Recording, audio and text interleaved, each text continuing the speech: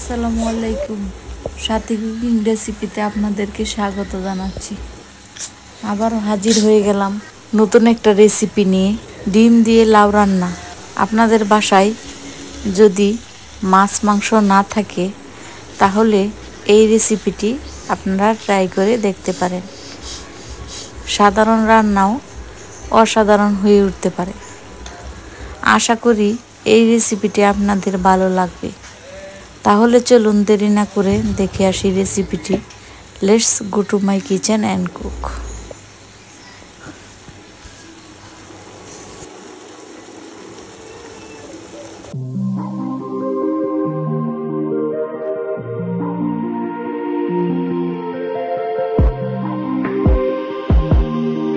প্রথমে আমি একটা মাঝারি লাউ থেকে অর্ধেকটা লাউ কেটে নিয়েছি।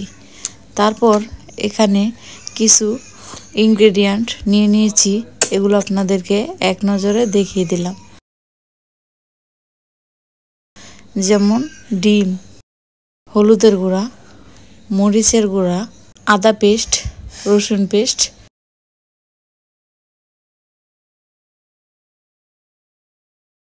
তারপর চুলায় একটি প্যান বসিয়ে দিয়েছি। এর মধ্যে দিয়ে দিব হাফ কাপ পরিমাণ তেল। তেলটা গরম হয়ে আসলে এর মধ্যে অ্যাড করে দিব পেঁয়াজ কুচি। পেঁয়াজগুলো আমি বেশি ভাজবো না, হালকা একটু ভেজে নিব।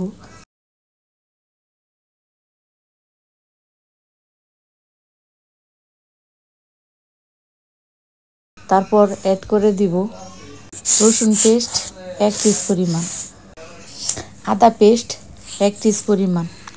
তারপর সামান্য একটু ভেজে নিব যাতে মশলার কাঁচা গন্ধটা না থাকে। তারপর অ্যাড করে দিব 2টা ডিম।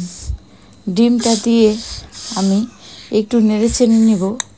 তারপর এখানে অ্যাড করে দিব হলুদের গুঁড়া হাফ টিস পরিমাণ, মরিচের গুঁড়া 1 পিস পরিমাণ। মরিচের গুঁড়াটা আপনারা ঝালের পরিমাণ বুঝে কম বেশি করতে পারেন। তারপর আমি সামান্য একটু কষানোর পর অ্যাড করে দিব কেটে রাখা লাউগুলো। তারপর অ্যাড করে দিব এখানে পরিমাণ মতো লবণ। লবণ দিয়ে ঢাকনা দিয়ে ঢেকে রান্না করব আরও কিছুক্ষণ।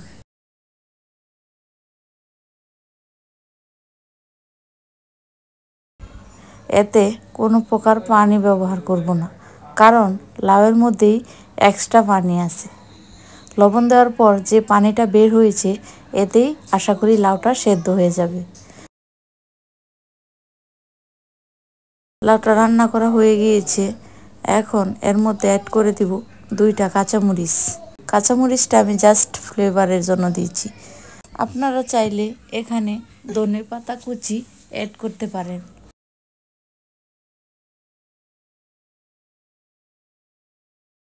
রান্নাটা যদি ভালো লেগে থাকে আপনারা অবশ্যই বাসায় ট্রাই করবেন এবং কমেন্টের মধ্যে জানাবেন যে রান্নাটি কেমন হয়েছে।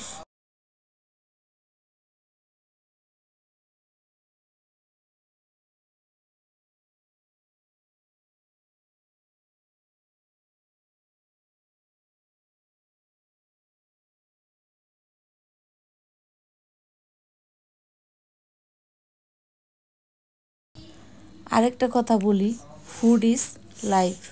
কেউ খাবার অপচয় করবেন না। Thank you.